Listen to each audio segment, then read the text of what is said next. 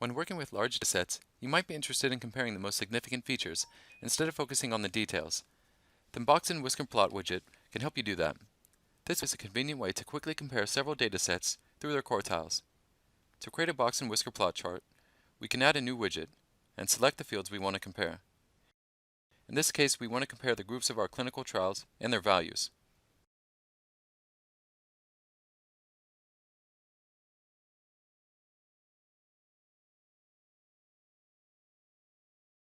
And here we go.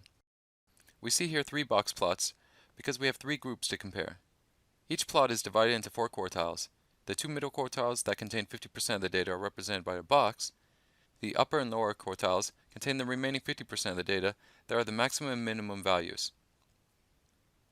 These quartiles are represented by lines called whiskers. And lastly, this line indicates the median.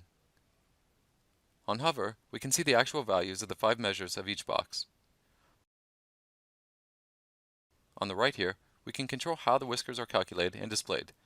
The default setting is IQR, interquartile range, but we can select extremums or standard deviations instead. We can select to display 4 hollow boxes, whether to display the values on top of the widget, and where to display the legend. We can also choose whether to show outliers as individual points or not to show them at all. Once I'm happy with my widget, I can hit apply to apply it to my dashboard. So as you can see, the Box and Whiskers plot chart is a great way to compare several data sets, to see dispersion and skewness in the data and outliers. For more information about Box and Whiskers charts, see our online documentation.